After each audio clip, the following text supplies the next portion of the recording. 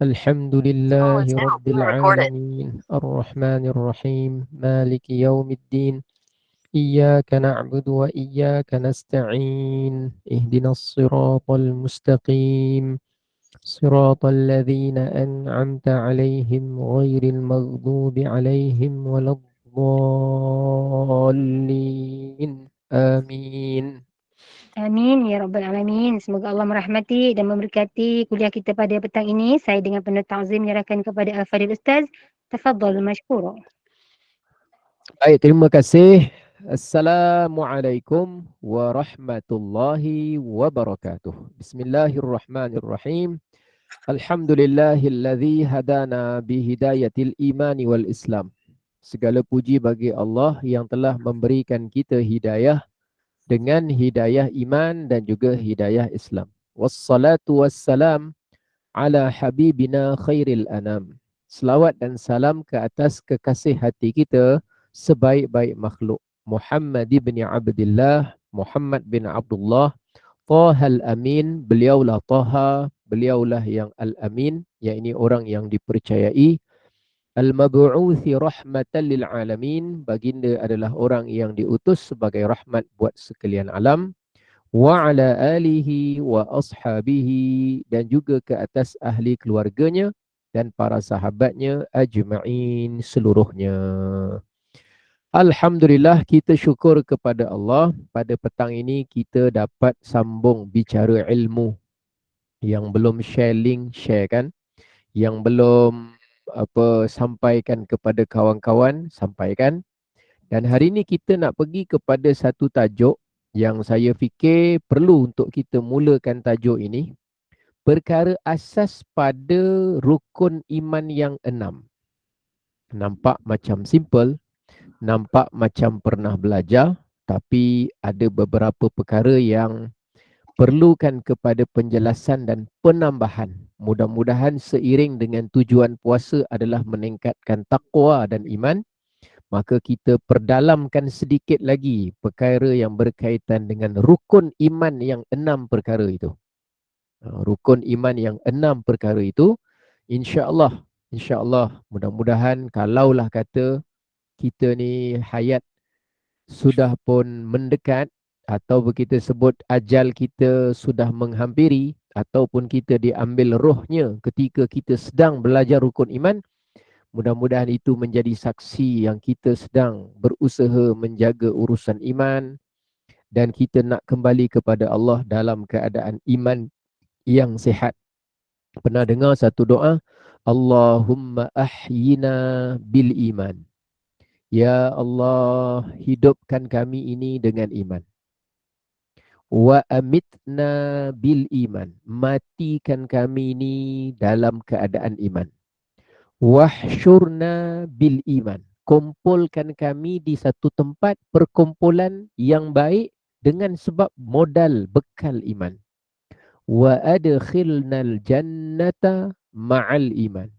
Dan masukkanlah kami ke dalam syurga berserta dengan iman kami. Jadi 4 kita minta tu.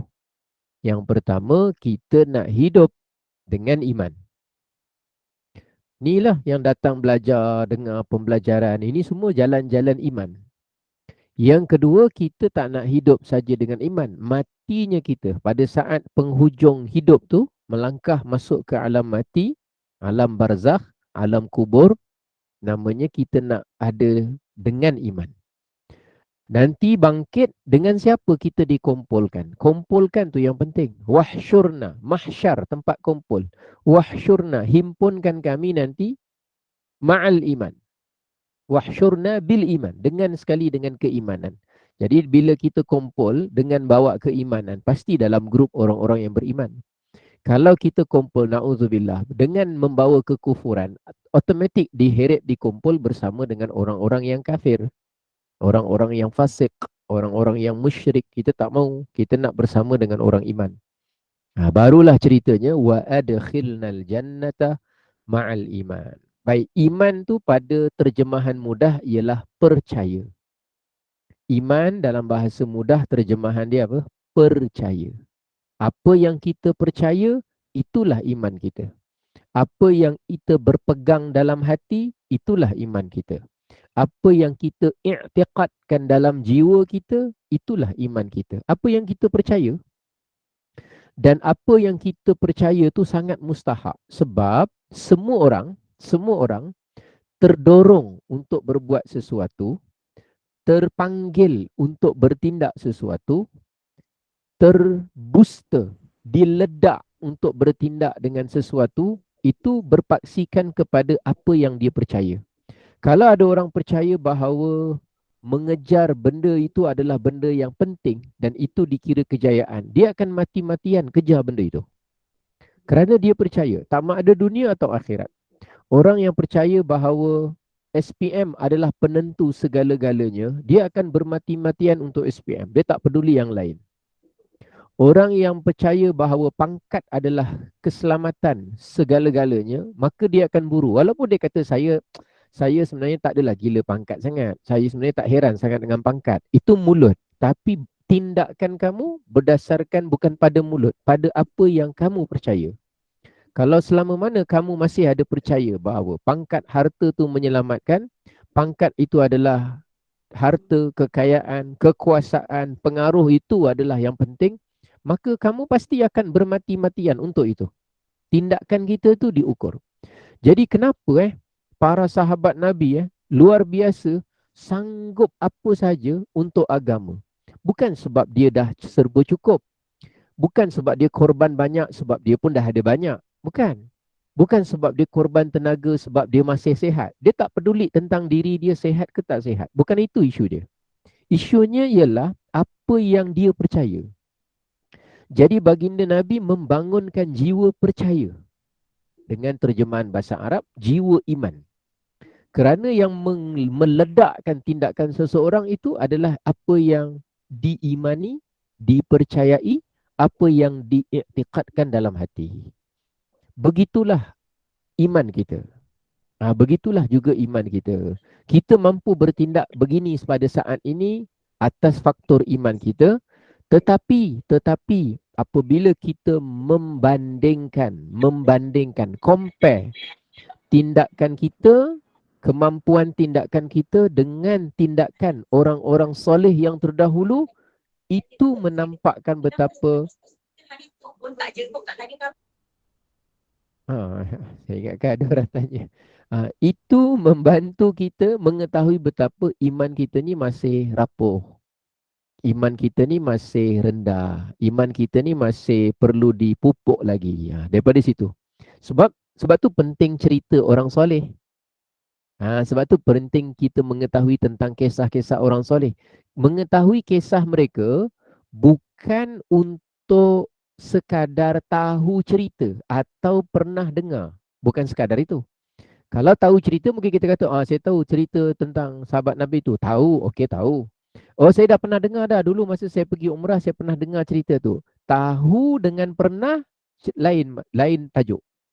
Tajuknya sekarang ialah sejauh mana kita memuhasabah iman kita setelah melihat tindakan orang soleh tu jauh lebih hebat dari kita. Jauh lebih hebat dari kita tu dia ada peledak dia ada booster dia ada satu pendorong kuat dia, iaitu iman mereka kepada Allah. Menjadikan mereka seumpama itu. Jadi kita tak tengok zahir saja, tapi kita tengok apa sumber dan punca dia jadi seperti itu. Barulah kita buat pemerhatian, rupanya iman kita ni masih jauh lagi daripada erti kata iman yang sehat, iman yang baik. Oleh kerana kita tahu, kita sedar dan kita faham keadaan iman kita, maka kita pun berusaha sebaik mungkin mencari jalan macam mana untuk kita pelihara iman kita kepada Allah Subhanahu Wa Taala. Kenapa kita kena pelihara? Kenapa kita perlu jaga? Sebab menjaga sesuatu benda yang berharga adalah nilai kepada diri kita, siapa kita sebenarnya. Orang kalau ada kereta tapi langgar-langgar, ada rumah tak pasang kunci, ada rumah tapi kotor-kotor. Orang kalau ada kenderaan tapi tak pernah basuh, kita akan kata macam mana orang ni sudah diberi rumah, untung waris daripada keluarga, sudah diberi kereta oleh adik-beradik yang nak bantu dia, tapi dia langsung tak pelihara dan tak jaga. Itu melambangkan dirinya tak ada tanggungjawab.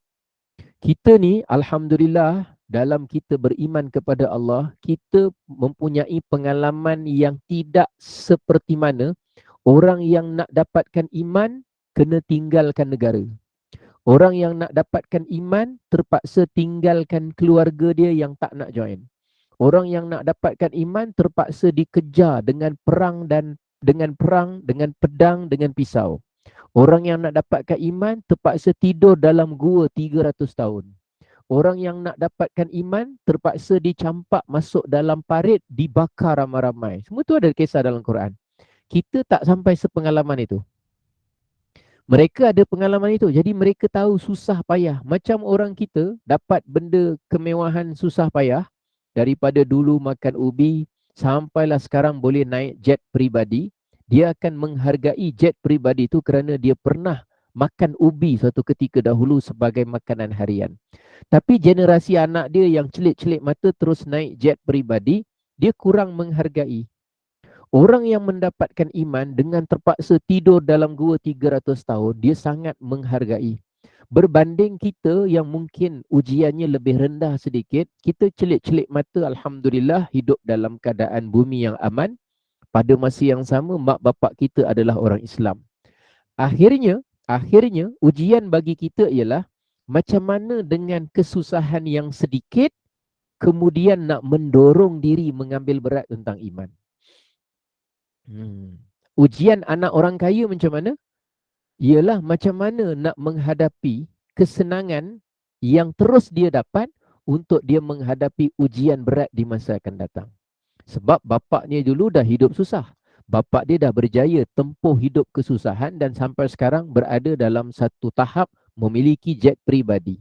Tapi anak dia belum tahu sekuat bapak dia, walaupun anak dia kelihatan mewah, kelihatan kaya, tapi belum tentu. Mungkin anaknya kalau tersilap langkah, lupa diri, kembali semula menjadi generasi yang fakir dan miskin dan mungkin bankrupt.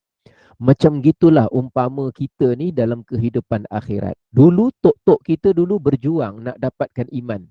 Mereka nak pergi pondok, pondok terhad. Mereka nak menulis pergi madrasah, madrasah terbatas. Nak pergi belajar, kitab tak banyak. Nak pergi menuntut, guru tak berapa ramai. Nak pergi luar negara, duit tak berapa ada. Terbatas. Zaman sekarang ini, bukan kata pergi, klik sekali saja sudah dapat mendengar pesan-pesan iman. Hanya bermodalkan beberapa perkara saja dapat. Tapi apakah dengan kesenangan dan kemudahan itu boleh membantu cepat kita mendapatkan kekuatan iman seperti mana orang yang dapat dengan kesusahan? Mungkin ya, mungkin tidak. Tak tahu. Hanya saja kita menanamkan kesedaran dalam hati kita bahawa berbanding dengan orang terdahulu daripada kita, pengorbanan mereka, mujahadah mereka, usaha mereka, ikhtiar mereka nak jaga iman dan mewariskan iman kepada anak cucu, mereka dah lakukan dah bahagian mereka. Sekarang tinggal kita yang diberi peluang hidup sekejap lagi ni. Ada sekejap je lagi masa untuk hidup. Apa plan kita untuk wariskan iman ini kepada anak cucu kita? Apa plan kita?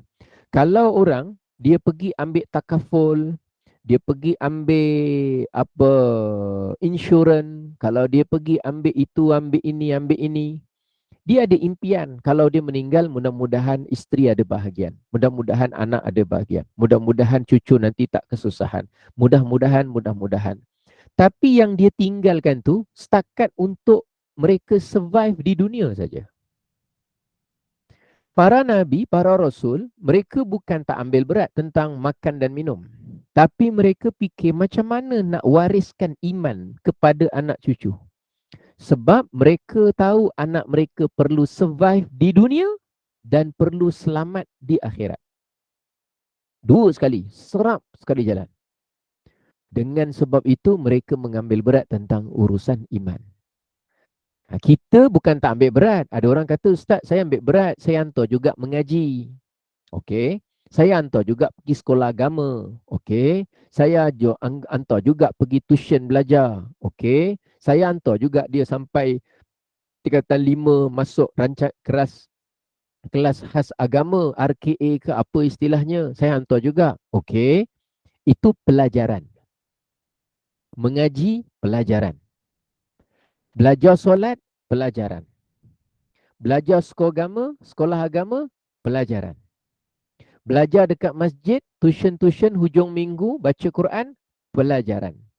Tapi urusan soal keimanan, dia ada tinggi sikit. Dia ada sebelah dia satu lagi.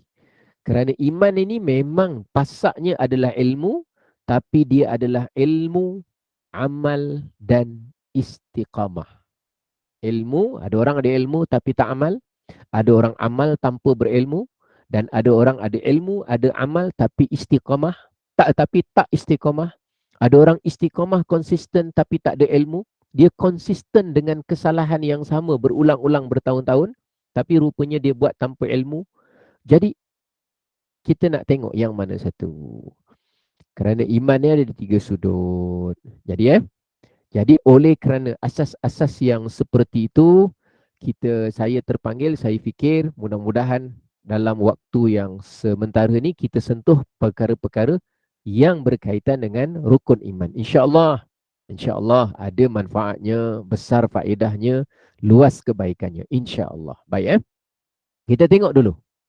Semua dalam kandungan ni sederhana. InsyaAllah tak berapa susah. Baik, apa makna iman yang kita boleh faham dengan ringkas? Okey. Iman ialah mengaku dengan lisan, meyakini dengan hati. Iman ialah dua. Mengaku dengan lisan, yakin dengan hati. Tak kisahlah. Atau menyebut dengan, membenarkan dengan hati, mengakui dengan lidah. Boleh juga, tak kisah. Seumpama itu. Tapi tajuk dia dua. Lisan, hati. Lisan, hati. Hati, lisan. Orang yang ada dua ni sudah dikira beriman. Contohnya, ada orang dia beriktikad, meyakini, membenarkan bahawa Allah Maha Esa. Dan dia sebut dengan lidah dia Allah Maha Esa. Maka orang itu dikira sebagai orang beriman. Orang Islam. Kalau dia sebutkan bahawa dia mengakui bahawa dia membenarkan dalam hati dia bahawa syurga itu benar. Kemudian dia sebut dengan lidah dia bahawa syurga itu benar. Maka kita katakan orang ini adalah orang beriman. Cuma belum lagi sempurna imannya. Iman yang sempurna dia bukan ada dua. Tapi mohon maaf dia perlu ada tiga. Nampak tu saya tulis tu. Iman yang sempurna. Yang sempurna maknanya yang bagus, yang merangkumi. Ialah dia mengaku dengan lisan, dia membenarkan dengan hati, dia mengaku dengan lidah dan dia mesti amalkan dengan anggota. Kita ni meyakini bahawa ilmu tu penting. Dan kita sebut dengan mulut, ilmu tu penting. Dan kemudian kita dengan perbuatan anggota kita hadir untuk mendengar majlis ilmu. Dalam bab kepentingan ilmu, kita masuk dalam track iman yang sempurna. Tapi dalam bab apa ni? Dalam bab ilmu lah. Iman banyak cabang. Senyum pun ada hubungan dengan iman. Memuliakan tetamu pun ada hubungan dengan iman. Cakap yang elok-elok pun ada hubungan dengan iman. Iman ni lebih daripada 10 cabang, kata Rasulullah. Bid'un wasittuna syu'bah. Ada lebih 60 cabang.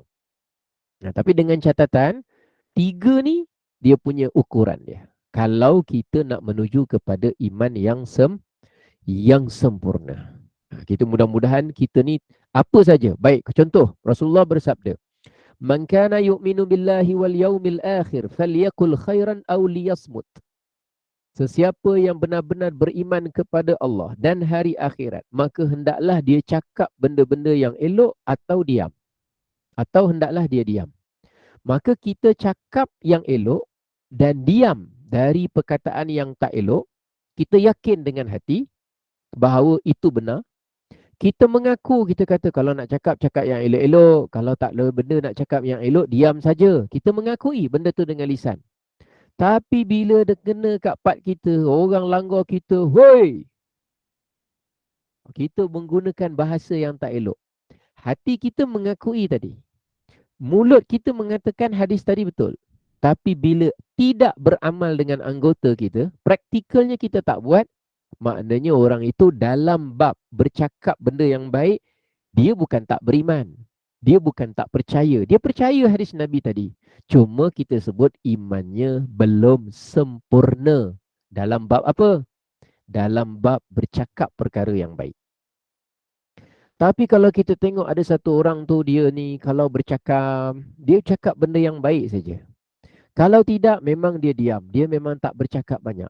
Dia hanya cakap benda yang dia fikir bahawa benda tu bermanfaat. Baru dia cakap.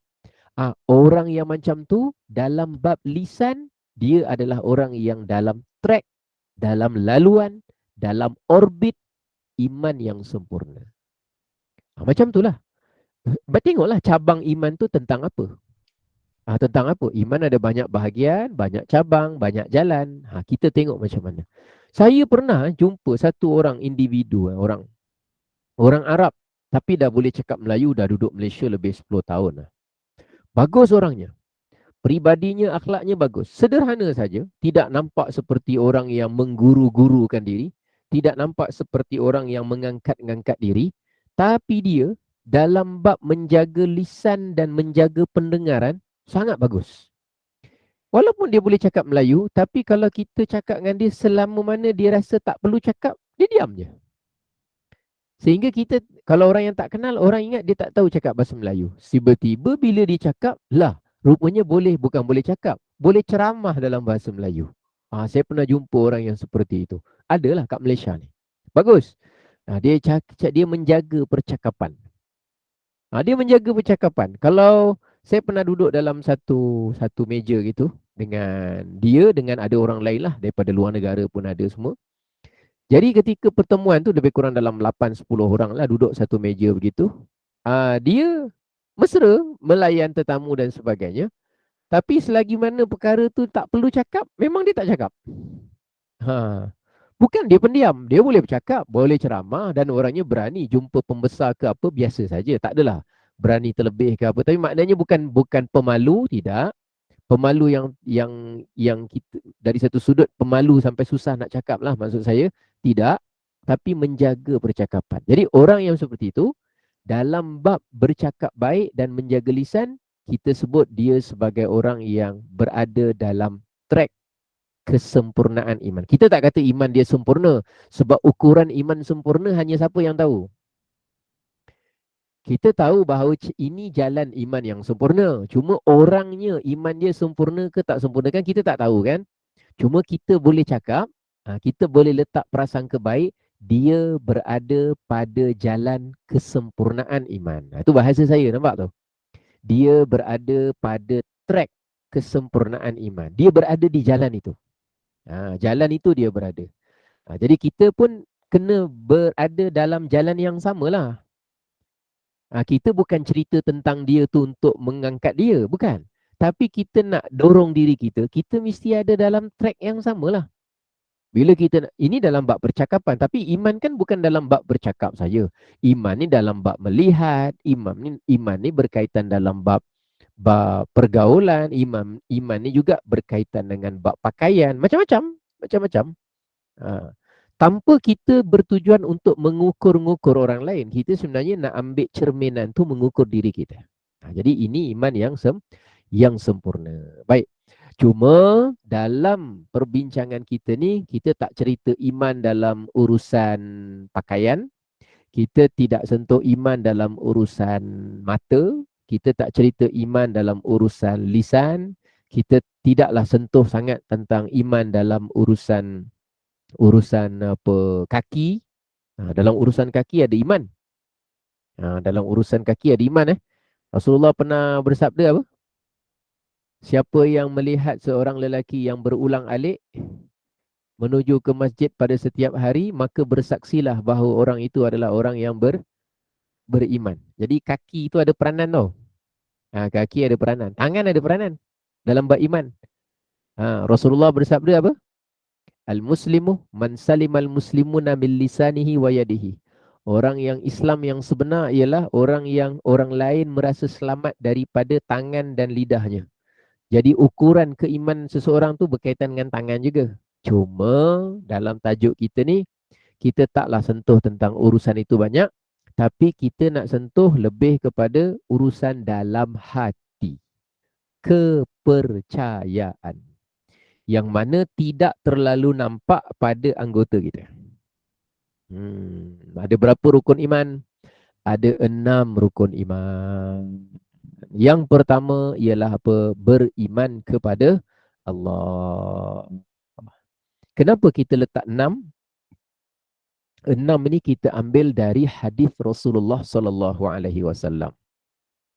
Hadis Rasulullah yang mana ketika Jibril datang kepada baginda Nabi sallallahu alaihi wasallam, Jibril yang tanya kepada Nabi, mal iman? Apakah yang dimaksudkan dengan iman? Nabi kita jawab, an tu'mina billahi wa malaikatihi wa kutubihi wa rusulihi wal yaumil akhiri wa bil qadari khairihi wa syarrihi. Yang dikatakan percaya itu ialah kamu percaya kepada Allah, beriman. Kamu percaya akan malaikat-malaikatnya. Kamu percaya akan kitab-kitabnya, yakni kitab-kitab Allah. Kamu percaya akan rasul-rasulnya. Kamu percaya dengan hari akhir. Dan kamu percaya dengan qadar. Qadar. Ketentuan-ketentuan. Batas-batas penentuan. Sama ada yang baik ataupun yang buruk. Semuanya dari Allah. Dari jawapan Nabi 6 perkara itu, maka disebut sebagai rukun iman ada 6. Cuma kalau 6 tu ditanya, tuan-tuan dan puan-puan dah hafal 6-6. Kita bukan nak cerita 6 tu secara perkataannya. Cuma kita nak bincang sikit. Di sebalik beriman kepada Allah, apa yang kita kena percaya dalam bab ini? Apa yang kita kena percaya dalam bab nombor 1 ni? Ada 6 kan? Ni nombor 1 ni. Yang kita kena percaya beriman kepada Allah tu, nak percaya apa? Nak percaya apa? Percaya ada Allah. Betul? Salah satu daripadanya. Kalau ada orang percaya ada Allah, tapi dia kata Allah ada anak. Jawapannya ialah dia tidak beriman kepada Allah. Faham? Sebab? Kenapa begitu? Sebab kandungan kepercayaan kepada Allah tu dia tak memahami sepenuhnya. Jadi kandungan tu penting. Beriman kepada Allah tu nak percaya apa? Percaya Allah ada, bagus. Percaya Allah tidak memerlukan anak dan isteri, bagus. Tu contoh-contoh lah dalam tu. Jadi adalah beberapa perkara yang perlu kita percaya dalam urusan kita beriman kepada Allah. Baik.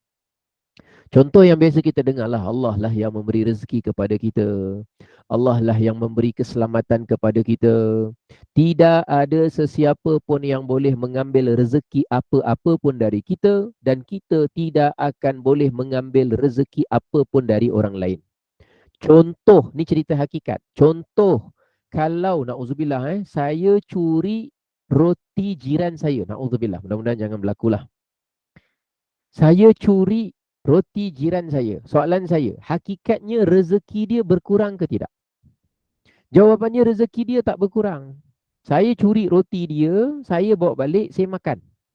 Roti tu rezeki saya. Memang Allah jadikan roti tu rezeki saya. Saya curi, saya bawa balik, saya makan. Adakah dia kurang rezeki dia? Sebenarnya hakikatnya tidak berkurang. Memang Allah sudah tentukan sejak azali roti itu bukan rezeki dia. Cuma saya ni akan dihisap pada hari akhirat. Na'udzubillah min dzalik, jangan berlaku saya mencuri. Saya akan dihisap besok pada hari akhirat kerana rezeki yang saya manfaatkan itu datang daripada sumber yang dilarang oleh Allah. Saya akan lihat. Maknanya dengan catatan rezeki yang haram. Rezeki juga, tapi haram. Jadi rezeki ni bukan rezeki yang halal. Rezeki bukan semuanya rezeki halal. Rezeki ada yang halal, ada yang haram. Kita diberitahu oleh Allah, rezeki yang halal, sumber jalan dia begini. Rezeki yang haram, sumbernya begini. Jadi kita ni beriman kepada Allah. Allah yang memberi semua makhluk-makhluk tu rezeki. Kan gitu kita beriman. Cuma yang kita kena usahakan ialah dapatkan rezeki yang Allah telah pun tentukan untuk kita melalui jalan yang halal. Kalau kita pilih jalan yang haram, maka kita akan dipertanggungjawabkan di akhirat. Kenapa kamu pilih rezeki dari jalan yang haram? Kenapa kamu buat? Kerana kita berhak ditanya. Allah tidak boleh dipersoal. Tapi kita yang akan dipersoal. Itu contohlah keyakinan kita kepada Allah. Jadi bila kita dah yakin Allah sebenarnya yang memberi rezeki, akhirnya dia akan membawa kepada semangat. Kita tak perlu hasad pada orang kaya dan tak perlu sombong pada orang miskin. Orang miskin dia jadi miskin bukan semata-mata kerana dia pemalas.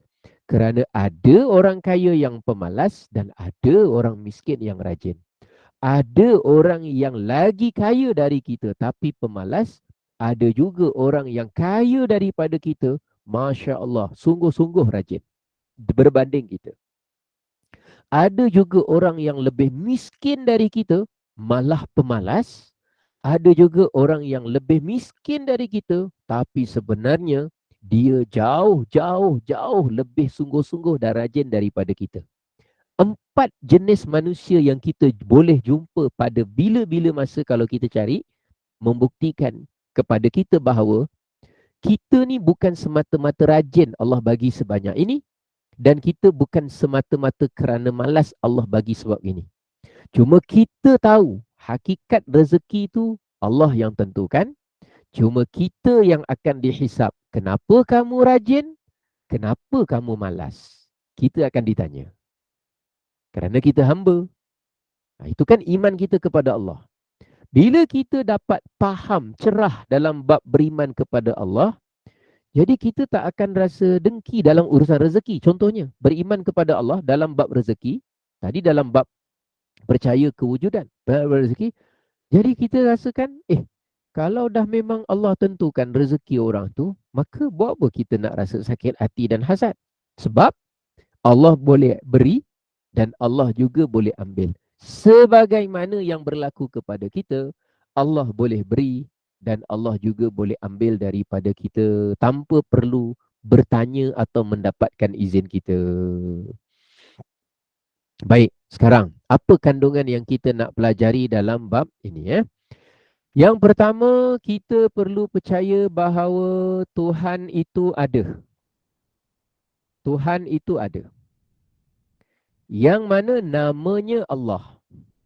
Ataupun kita sebut dialah Allah. Tuhan tu ada. Kenapa saya mulakan dengan itu? Jangan sampai dalam hati kita merasa syak ragu-ragu. Allah tu ada ke sebenarnya? Jangan sampai ada begitu. Cakap dalam hati kita sekarang, bisik dalam hati. Cakap, bermonolog dan bercakap dan berbicara dengan hati kita. Tuhan itu ada. Dan Tuhan yang ada yang kita maksudkan itu adalah Allah Subhanahu Wa Taala. Allah ada. Dan cakap ulang alik pasak, Allah ada. Allah wujud. Sebab sesekali bagi sebahagian orang, usaha syaitan dan iblis membisik-bisikkan supaya dia itu terdengar satu bisikan, sebenarnya Tuhan tu ada ke tak ada? Saya pernah jumpa seorang hamba Allah lah, yang dia melontarkan persoalan dengan baik untuk bertanya, Allah tu sebenarnya ada ke? Saya susah, setakat ni saya belum dapat pertolongan. Saya menderita, saya belum dapat selesaikan masalah. Saya mengalami kesulitan, saya belum jumpa jalan keluar. Saya doa, tapi belum dapat. Jadi persoalannya, bila dia tak dapat, bila dia belum dapat jalan penyelesaian, belum jumpa jalan keluar, syaitan ganggu lagi. Oleh kerana belum datang kemakbulan Allah kepada dia, syaitan memang tunggu. Dia masuk tengah-tengah. Tengok, engkau minta. Sampai sekarang Tuhan tak layan. Aku nak tanya kat engkau. Ni syaitan. Bisikkan dia. Tuhan tu sebenarnya ada ke? Dia boleh sampai mengganggu orang macam tu. Ya mungkin kita rasa, Ustaz, saya tak pernah rasa. Cuba kita masuk ke dalam dunia remaja. Jumpa anak-anak muda yang duduk-duduk tepi jalan tu, tanya dia. Tanya Tuhan dia siapa? Tanya dia letak dahi dia berapa kali dekat tempat sujud. Tanyalah. Tu yang duduk-duduk tepi jalan tu, yang tak kisah, yang ketawa-ketawa tu, jumpa tengah jalan. Cucu, dek, sini. Jumpa kat masjid ke luar masjid, cuba kita tanya. Tanya santai-santai je, dek. Dia tengok 2-3 orang kan. Lepas tu tinggalkan dia dengan persoalan. Dek, Assalamualaikum, ni makcik nak tanya sikit. Awak ni dari mana? Dari sekian-sekian-sekian. Oh iyalah, makcik pun ada urusan ni, makcik nak tanya sikit. Awak ni kelihatannya orang Islam. Makcik, saya orang Islam. Alhamdulillah. Solatnya macam mana? Jaga. Solat. Solat. Itulah. Iyalah. Tak apa. Sahabat makcik ni nak tanya saja. Cuma hari ni, pagi ni dah doa kepada Allah. Tanya gitu. Saja tanya je. Pagi ni dah doa kepada Allah. Ish, apa ni makcik tanya gitu makcik? Makcik tanya saja dah doa ke belum? Makcik tak kenal awak. Makcik nak tanya saja. Dah doa belum pagi ni? Dia fikir. Dalam hati dia, aku ni dah lama tak doa. Tak apalah kalau doa ke tak doa. Cuma makcik nak tanya, doa-doa kamu yang sebelum-sebelum ni macam mana? Kan soalan-soalan tu kan jarang orang tanya kan? Tapi kalau jumpa, kalau kita lah, kalau kita orang perempuan, kita tanya pada orang perempuan pun boleh je. Budak-budak muda, cuba tanya. Dekat situ nanti kita dapat buat survey macam mana pemikiran masyarakat kita tentang rukun iman tu. Jangan terus tanya dia, rukun iman ada berapa? Boleh juga, rukun iman ada berapa? Dia akan jawab 6, mungkin saja. Sebab hafalan sekolah, tu kan jadi pelajaran. Pelajaran yang saya sebut tadi. Ustaz, saya dah hantar anak saya sekolah agama, pelajaran. Ustaz, saya dah hantar sekolah Arab, pelajaran. Ustaz, saya dah hantar tuition, pelajaran. Tapi yang nak masuk ke dalam hati, dia ada proses. Pelajaran, ilmu, dia mesti ada amal dia, ilmu, dia ada amal dia, macam mana dia faham proses benda itu, dan dia konsisten. Jadi benda-benda tu dia belum berjalan lagi. Bukan salah sekolah, bagus sekolah yang dia hantar tu bagus. Itu usaha kita di tahap yang pertama. Tapi dengan makna, apa saya maksudkan? Bukan saya kata tak guna hantar sekolah agama, tak ada faedah sangat hantar. Saya hantar anak sekolah agama. Bukan saya kata tak ada faedah. Tapi saya tidak mahu dan tidak gembira kalau orang beranggapan bahawa hantar anak tuition agama maknanya settle masalah saya. Dia bukan macam tu mudah. Dan bukanlah begitu susah sampai kita nak tatang sampai dia tua. Bukanlah sampai macam tu. Bukan itu maksud saya. Tapi kita mesti ingat bahawa setiap benda yang kita pelajari itu masih ada banyak ruang yang boleh menunjukkan kepada kita bahawa iman kita ini masih berada pada tahap yang rendah. Kita perlu pembaikan secara berterusan. Supaya jangan kita anggap, saya dah hantar anak saya sampai tingkatan 5, Ustaz dah belajar agama, Alhamdulillah. Dengan perasaan itu selesai settle masalah. Oh tidak. Kalau cerita sampai sekolah menengah, bapa saya pun hantar saya sampai sekolah menengah. Sekolah agama, belajar juga. Tapi kami tidak pernah merasakan itu sebagai penamat dan pencapaian. Tak ada. Kita berterusan perjuangan iman ni sampai mati. Dan bila kita belajar di platform Gema Nur Iman ini sahaja, kita dapat menyelak helaian kekurangan yang ada pada diri kita. Dengan sebab kita belajar, kita jumpalah sebenarnya benda ni aku tak tahu. Rupanya sebenarnya macam ni. Rupanya sebenarnya begini. Sebagaimana kita jumpa di usia ini, maka begitulah keadaan anak-anak kita yang baru hanya pada anak tangga yang pertama belajar ilmu. Tapi untuk mereka kukuhkan iman, mereka masih ada jalan yang panjang dan proses yang berterusan yang mesti dilalui. Dan kita tak nak kita beranggapan kita sudah selesai tanggungjawab hanya kerana telah menyekolahkan saja. Tapi kita nak rangkul ahli keluarga kita sama-sama untuk kita bergerak dalam jalan yang sama untuk memperbaiki urusan iman kita kepada Allah Subhanahu wa taala. Dengan catatan, ingatkan bahawa anak-anak kita, Allah Tuhan itu ada dan dia itu adalah Allah Subhanahu wa taala, bukan yang lain daripada Allah. Itu kena beritahu dulu. Baik, tuan-tuan yang dirahmati oleh Allah. Kita pergi kepada perkara kedua. Di bawah tajuk beriman kepada Allah. Panjang cerita ni. Senyap aja. Boleh faham cerita kita ni? InsyaAllah Ustaz, follow. Boleh? Ya, fokus. Oh ya, Masya Allah. Faham Ustaz. Yelah, makna tahu petang-petang ni kan. Ya Allah. Dah lah, ada kopi. Kita orang buat kopi Dia Ustaz. macam, ada kopi juga. Dia macam serius sikit tajuk petang ni. Tapi bukanlah serius sangat. Saya cuba santai-santaikan lah. Allahu Akbar. Bismillah. Ustaz, boleh buat pertanyaan ke? Boleh. Silakan. Okey, dan tadi berkaitan dengan satu persoalan lah dari segi jawatan, pangkat, harta ni semua. Betul, tak kejar dari segi itu.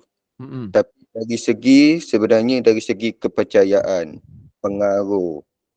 Betul. Okey, kita ni cari rezeki kat dunia ni secara halal dah berkat. Okey. Tetapi apabila satu disiplin kerja tu diremehkan, kerja yang diamanahkan tidak dijalankan, okey, itu diam diri kan. Tiba-tiba orang kita dah ikut disiplin, dah ikut ni, orang pusing balik memfitnah kita kan. Kita tak ini, sedangkan individu tu yang buat, individu tu yang amalkan. Adakah kita perlu diamkan diri? Kita biarkanlah, lantaklah dia. Itu kerja dia, itu ini. Kita nampak ni kemungkaran ni. Dan satu, minta maaf, bukan, mungkin ada pengalaman lah. Okey. Yang macam mana pula yang di tempat kerja, yang skandal laki orang dengan bini orang tu? Berdua-dua. Kita nampak depan mata ni. Adakah kita perlu biarkan? Biarkan je lah, biarkanlah. Itu kerja dia lah. Adakah kita perlu mencampuri atau kita biarkan?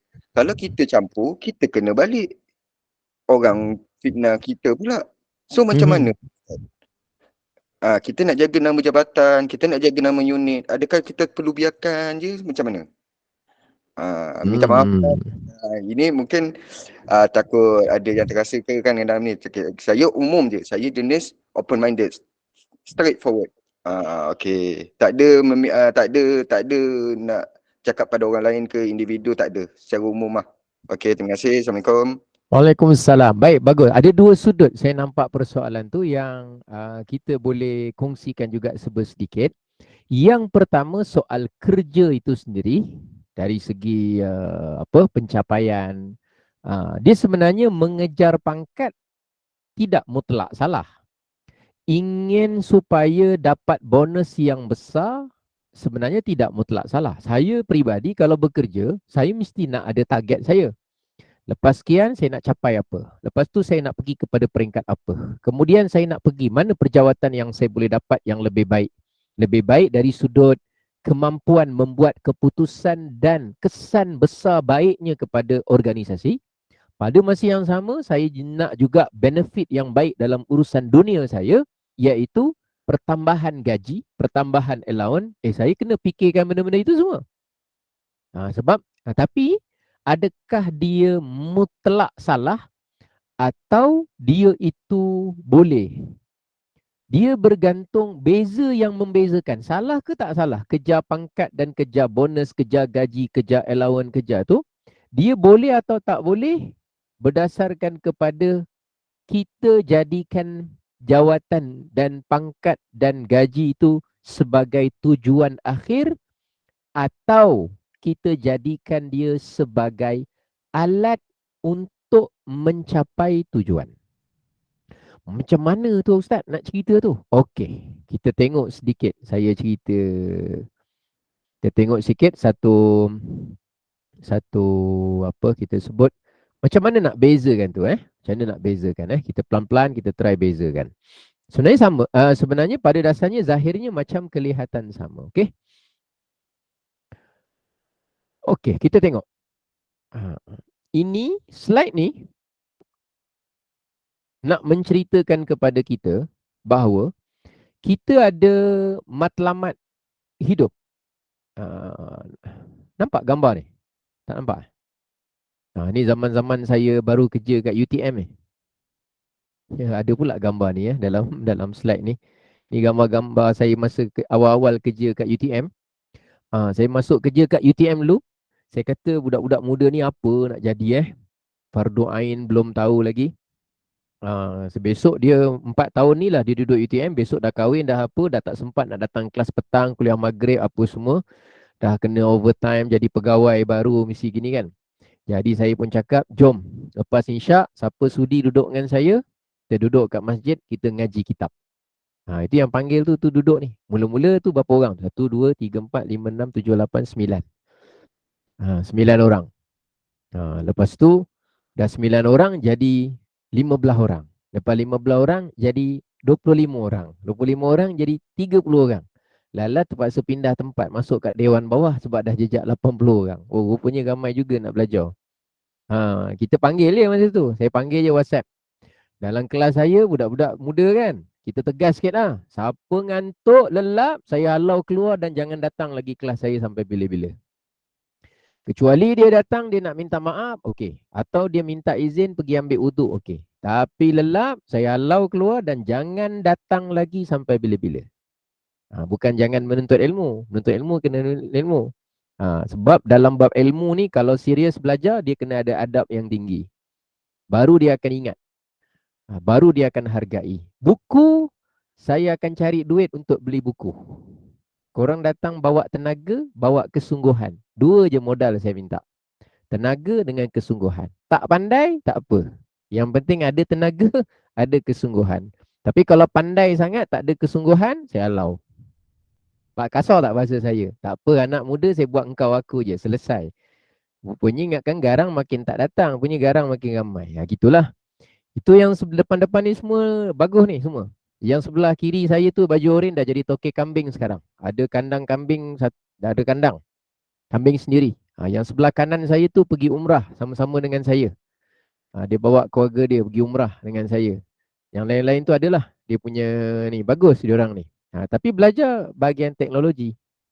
Teknologi lah bahagian apa macam-macam kan. Tapi tu nak cerita dia, saya cakap dengan mereka, mereka belajar ni untuk kerja dekat industri ke kerana ada matlamat lain? Matlamat lain. Ni cerita kerja ni. Saya cerita dengan diorang, bukan cerita bab Fardu Ain saya cerita juga, bab asas. Tapi saya cerita datang UTM nak buat apa?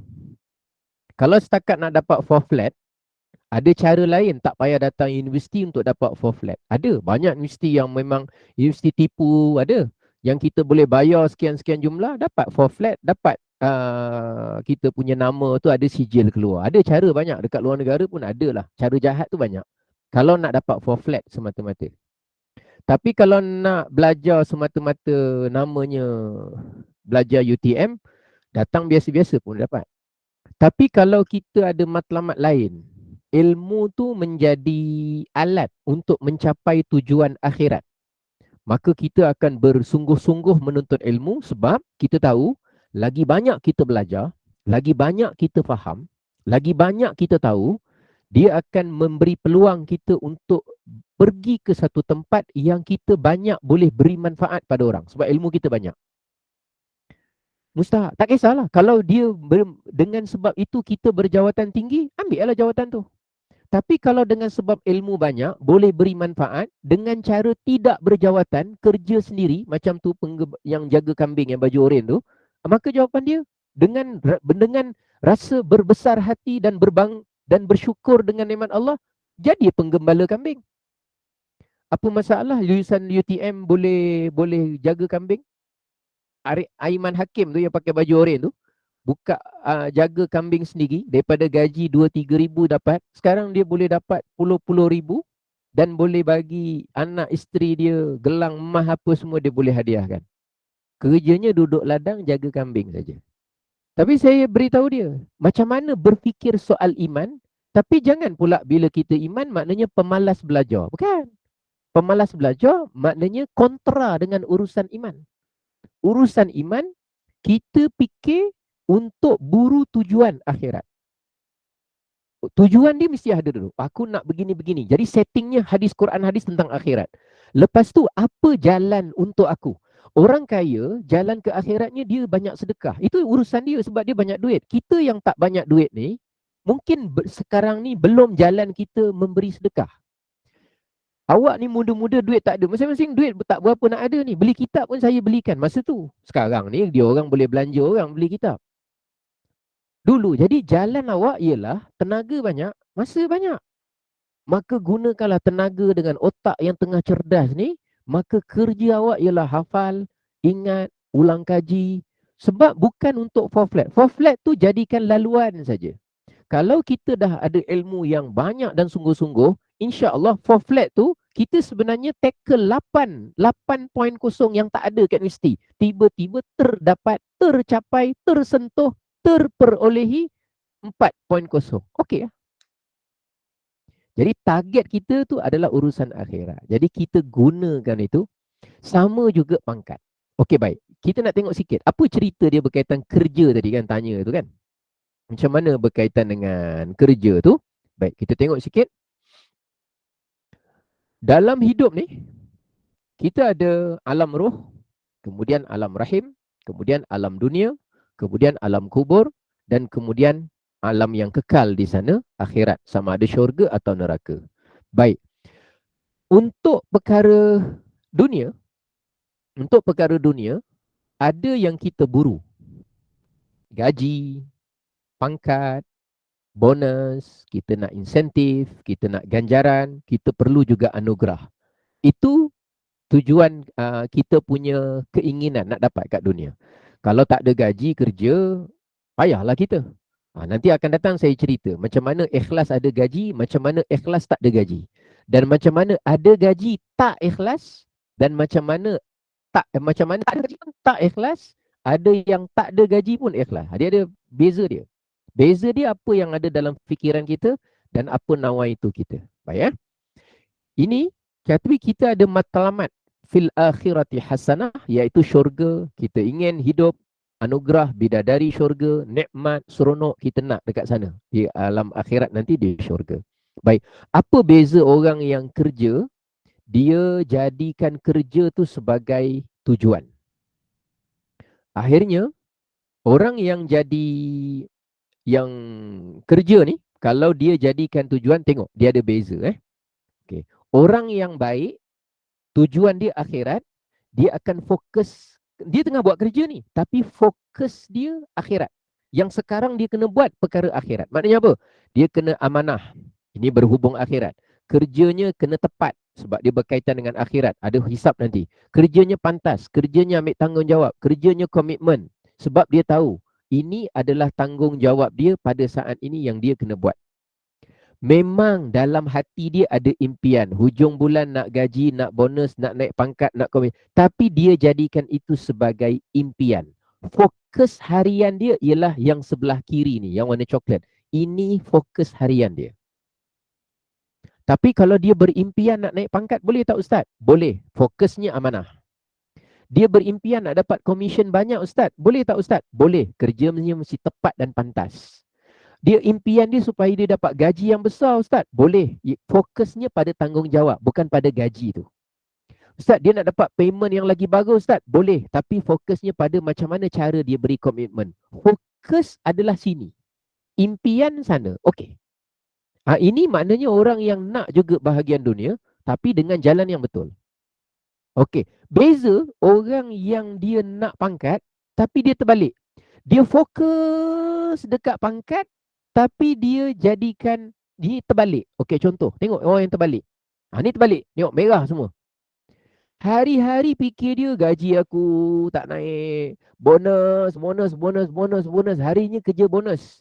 Hari-hari fikir bila aku nak naik pangkat, bila mana komisen aku, bila aku dapat cuti, hari-hari fokusnya gini. Cuma kita tanya, engkaunya kerja dah siap? Dia berimpian minggu depan baru siapkan. Mana tanggungjawab enggak? Dia berimpian nanti bulan depan baru tunaikan tanggungjawab. Dia jadikan semua tu impian. Terbalik. Jadi kita akan jumpa dua orang yang dua-dua datang kerja nak gaji, tapi hasil kerja berbeza. Hasil kerja berbeza. Hasil kerja berbeza. Yang seorang dapat gaji juga, yang seorang dapat gaji juga. Tapi yang penting bukan gaji tu. Gaji tu penting. Tapi ada benda yang lebih penting. Apa yang kamu fikir tentang kerja? Kita petang ni bukan nak cerita tentang kerja ni. Kita nak cerita tentang beriman kepada Allah. Tapi tak percayalah pada saya, urusan kerja, urusan rezeki, urusan apa ni semua berkaitan dengan urusan iman kita kepada Allah. Sangat ada hubungan. Cuma macam mana cara kita nak faham ada hubungannya itu. Jadi kalau ada orang yang tahu detail, banyak dia tahu, dia kata masalah pekerjaan kita, masalah organisasi ni masalah iman. Orang akan fikir apa masalah dengan iman? Kalau dia tak semayang, dia kerja baguslah. Zahirnya kerjanya bagus. Tapi dia menjadikan kerja dia sebagai matlamat. Dia tak jadikan kerja dia sebagai alat untuk mencapai matlamat akhirat. Itu beza dia. Ramai je orang yang tak semayang tapi gaji besar. Ramai je orang yang semakin engkar, semakin besar dia punya pendapatan dan juga keuntungan. Itu kita tahu sebab rezeki ni Allah beri kepada sesiapa sahaja. Kita bukan cerita tentang apa yang Allah beri kepada satu orang. Kita cerita apa yang patut kita buat sebagai hamba dalam berimannya kita kepada Allah. Jadi tajuk kita tu mesti tepat. Apa dia punya perbualan dan fokus dia tu, baru senang kita selesaikan satu persatu cara berfikir. Jadi ni ringkas sajalah. Saya cuma tukar slide ni sebab dia berkaitan dengan kerja. Sebenarnya slide ni saya akan present esok dekat Yayasan Johor Corporation. Esok saya akan ke sana insya-Allah. Mungkin dalam 2 jam setengah bersama dengan Yayasan Jacob untuk... Ada link FB ke? Tak, itu untuk internal punya... Okey. Internal punya ni. Jadi ceritanya ialah cara fikir kita tu sangat penting. Sebab cara fikir kita tu dia membantu kita buat keputusan. Aku sebenarnya nak apa dalam tempat kerja? Sepatutnya bagaimana aku di tempat kerja? Dan kita bergerak dengan positif tentang gaji. Gaji ni Allah boleh tukarkan kita di tempat kerja lain yang lebih baik, yang gaji lebih besar. Sebab apa yang ada, apa yang Allah miliki tu jauh lebih banyak daripada apa yang company kita miliki. Company kita kalau kita kerja mungkin dia ada 1 bilion. Yang dimiliki oleh Allah tu jauh lebih banyak daripada 1 bilion yang kami. Cuma kita bercakap begitu bukan dasar kesombongan kita kepada company. Tapi untuk meratakan betapa kita ada kepercayaan tentang Tuhan yang mencipta kita. Betapa kita bekerja ini dengan kesungguhan. Kita inginkan impian kita gaji, bonus pangkat, tapi kita tak jadikan fokus. Kita jadikan impian tapi fokus kita pada apa yang berkaitan dengan urusan akhirat yang ada hubung kait dengan urusan kerja. Jadi macam itulah, lebih kurang sikit. Cabaran biasa memang akan ada, hasad, orang gini dan sebagainya. Cabaran tu akan sentiasa ada di tempat lain, di tempat kita lebih kurang sama kerana manusia dijanjikan memang akan diuji. Itu sajalah. Cuma berkenaan tadi yang dengan ni tadi dengan kerja, dengan orang pula, ehwal orang lain yang ada skandal, ada apa tu semua, itu kita kena bincang dengan orang yang lebih berpengalaman di situ. Mungkin sebab pendekatan dia banyak. Tengok pada karakter, tengok pada umur, tengok pada pengaruh, baru kita boleh. Tadi pertanyaan tadi agak umum, tapi bagus. Tapi kalau kita ada inisiatif untuk memperbaiki keadaan, itu sudah bagus niat itu. Cuma cara dia, teknik dia ataupun strategi dia mungkin perlu diperhalusi melihat kepada keadaan dia. Seserius mana hubungan dan kemudian umur dia, latar belakang dia dan sebagainya. Kerana strategi yang baik mudah-mudahan memberi natijah yang baik. Jadi tuan-tuan yang dirahmati oleh Allah, itu saya ceritakan macam mana pentingnya kita dalam soal beriman kepada Allah. Dia mempengaruhi banyak perkara dalam kehidupan kita. Banyak perkara. Dan walaupun nampak macam jauh, kenapa kepada urusan kerjaya, saya tak fikir apa yang seorang Nabi ajar, benda yang ada waktunya tidak perlu digunakan. Saya ulang lagi sekali, bahasa dia ada agak macam belit-belit sikit. Saya tak boleh terima ataupun saya tak boleh nak terima kalau orang menganggap apa yang diajar oleh Nabi apa ada ajaran, ada waktunya tak perlu guna. Faham maksud saya? Macam mana cakap? Baik, Nabi ajarkan benda ni. Contoh Nabi ajarkan rukun iman. Saya tak fikir dalam hidup saya ada satu saat yang saya tak perlukan rukun iman untuk membuat keputusan hidup. Saya tak fikir. Yang saya fikir, sangkaan saya, walaupun ilmu saya tak tahu banyak, saya punya prasangka saya kepada ajaran yang dibawa oleh Nabi ialah setiap satu saat, daripada saya nak buang air kecil sampai kepada saya nak memimpin negara, saya yakin setiap satu saat semuanya ada hubungannya dengan persoalan iman. Cuma kita yang belum faham. Kerana kerendahan ilmu kita, keterbatasan kefahaman kita, kekurangan kupasan kita, dan kemalasan kita top up ilmu menjadikan kita kadang-kadang lost. Kita jadi lost kerana tak tahu, lost kerana tak faham, lost kerana salah sangka. Jadi sebenarnya banyak silap pada diri kita. Tapi saya tetap ada keyakinan bahawa tak mungkin seorang Nabi, utusan Allah, dihantar untuk seluruh umat akhir zaman ni, tiba-tiba dia hajar satu benda yang untuk bab ini tak payah guna. Tak ada. Tak mungkin. Mesti apa yang dia ajar ialah benda yang sangat-sangat diperlukan pada setiap saat. Baik urusan dunia, urusan kerja, urusan kahwin, urusan apa saja. Cuma kita yang perlukan ilmu, macam mana keterhubungan ilmu yang Nabi ajar ni dalam ehwal kehidupan kita setiap masa. Sebab tu saya rasa terpukul kalau orang menganggap bahawa ilmu Islam ni untuk ilmu kalau kita nak mula hidup, kita nak masa sekolah rendah perlulah, tapi kalau dah besar-besar ni tak adalah perlu sangat. Maknanya dia terlalu daif ke ilmu pemahaman dia. Terlalu macam hampir-hampir macam tak ada ilmu, hampir-hampir tanpa merendahkan. Kerana dia tak nampak benda itu. Saya yang tak tahu semua ni tetap ada prasangka yang sebegitu betapa luasnya, mendalamnya, menyeluruhnya dan meliputinya ilmu yang disampaikan oleh baginda Nabi SAW. Bermula dengan beriman kepada Allah. Bermula di situ. Dan insya-Allah akan datang kita akan sentuh hal-hal yang seumpama ini, cara kita berfikir, cara kita menilai, cara kita membuat perhitungan, dan insya-Allah tuan-tuan dan puan-puan, perkara-perkara yang macam ni, saya pada peribadi saya, pengalaman hidup peribadi saya, benda ini sangat membantu diri saya untuk membuat keputusan-keputusan dalam hidup saya. Sekalipun nak beli apa dan nak jual apa, benda ni memberi pengaruh kesan kepada kita. Dan mudah-mudahan insya-Allah pertemuan kita yang akan datang, kita akan lihat tentang perkara ini. Mudah-mudahan serba sedikit dapat memberi semangat kepada saya.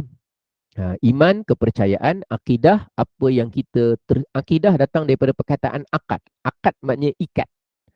Jadi akidah, akad. Kalau akad maknanya dua hubungan. Akad maknanya akidah, benda yang kita ikat di dalam hati, apa yang kita percaya, apa yang kita ikat dalam hati kita. Kita ikat dalam hati kita Allah Maha Esa. Itulah ikatan dia, itulah akidah dia.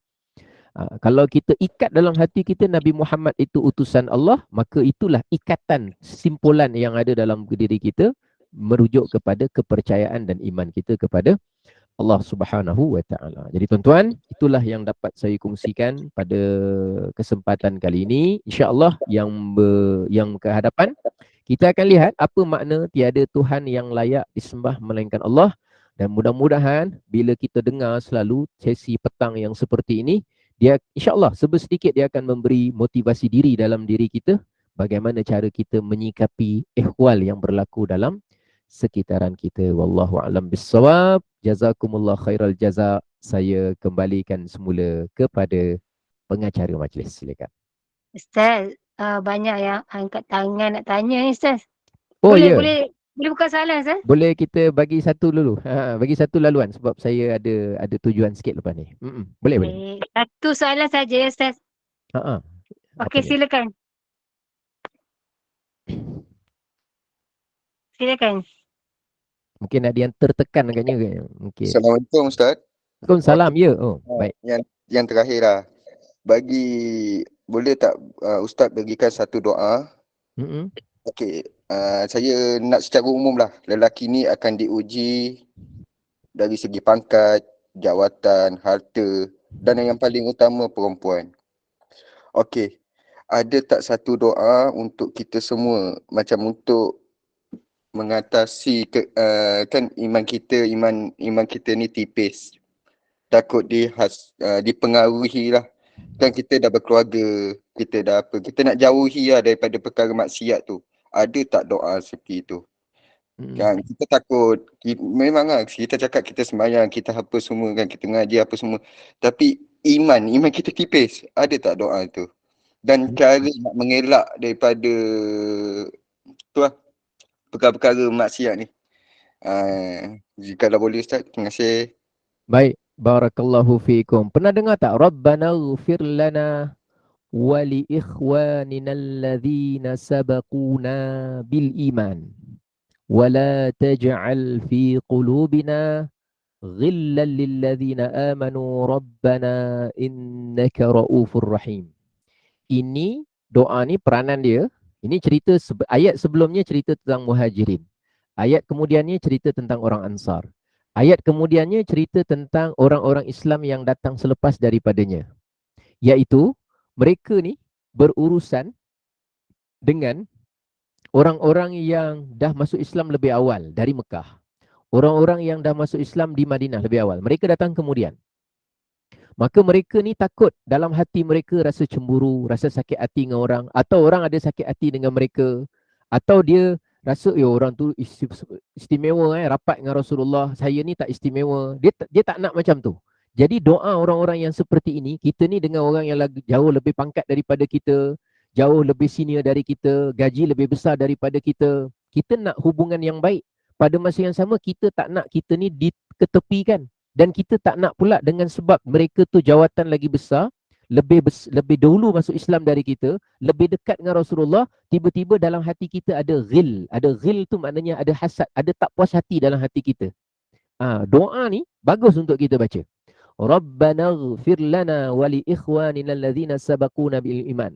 Ayat dia dekat sebelumnya, walladzina ja'u min ba'dihim yaquluna rabbana ighfir lana wa li ikhwanina alladhina sabaquna bil iman. Surah apa Jap, cari jap. Itulah. Kenapa tak hafal Quran dulu masa budak-budak? Itu yang lupa ni. Surah apa Surah Al-Hasyr. Bukan. Surah Al-Hasyr. Betul dah tu. Ayat Surah berapa? Al-Hasyr ayat 10. Alhamdulillah, terima kasih banyak. والذين جاءوا من بعدهم يقولون ربنا اغفر لنا ولإخواننا الذين سبقونا بالإيمان ولا تجعل في قلوبنا غلا للذين آمنوا ربنا إنك رؤوف رحيم. Dan orang-orang yang datang selepas daripada mereka, Muhajirin dan Ansar, mereka sering berdoa dan selalu berdoa, ya Allah ampunkan dosa kami dan dosa saudara-saudara kami ni juga. Alladzina sabaquna, yang mereka ni mendahului kami dengan iman. Mereka ni banyak harta, banyak pengaruh, tapi mereka dah dahului kami dengan iman. Kami rela terima. Cuma kami minta, wala taj'al, jangan jadikan dalam hati kami ni ghillan lilladzina amanu. Ada rasa cemburu, hasad, tak puas hati terhadap mana-mana orang beriman. Kalau perkaranya perkara berkaitan dengan urusan dunia. Rabbana innaka raufur rahim, wahai Tuhan kami, sesungguhnya engkau maha santun, maha lembut, dan juga engkau maha mengasihani. Jadi kita doa begitu, mudah-mudahan insya-Allah kita dapat menghadapi suasana yang cabaran yang ada di sekeliling kita. Sekian dahulu, kita serahkan kepada pengacara majlis, silakan. Masya-Allah. Barakallahu fikum, jazakumullah khairan katsira Ustaz. Betul kan cara fikir kita? Ada yang apa yang kita ikat, ini akad dalam hati kita, insya-Allah. Mudah-mudahan bertambah kefahaman kita dalam urusan agama dan dalam kehidupan kita, insya-Allah. Terima kasih kepada tim Gemenur Iman, sahabat-sahabat pencinta ilmu yang mengimarahkan kuliah kita. Dengan rahmat dan kasih sayang Allah, kita dapat duduk dalam majlis ilmu. Alhamdulillah. Izinkan saya buat eban sikit Ustaz. Pada pukul 8 malam ini, bersama dengan Al-Fadhil Ustaz Abdullah Umar bin Muhammad Saleh dengan Tahsin Al-Quran. Dan 9.15 malam kuliah Isyak bersama dengan sahabat Ustaz ni, Al-Fadilah Ustazah Nurliah binti Haji Kasmuri, langsung daripada Seoul, Korea. Hari ini membincangkan tentang kitab fiqh mazhab Imam Syafi'i, insya-Allah. Dengan ini saya mewakili Gemenur Iman memohon maaf sekiranya ada sebarang kekurangan dan kesilapan, yang baik itu datang daripada Allah yang tidak baik dan kelemahan itu daripada kami sendiri. Kita tangguh kuliah kita. Sebagai menutup majlis, mohon sekali lagi Al-Fadhil Ustaz untuk membacakan tasbih kafarah dan suratul Asr. Silakan Ustaz. Subhanakallahumma wa bihamdika ashhadu an la ilaha illa anta astaghfiruka wa atubu ilaik. Bismillahirrahmanirrahim. Al-'asr. Innal insana lafi khusr illa alladhina amanu wa 'amilus salihati wa tawasaw bil haqqi wa tawasaw bis sabr. Sadaqallahul 'azim. Terima kasih semua. Assalamualaikum. Terima kasih.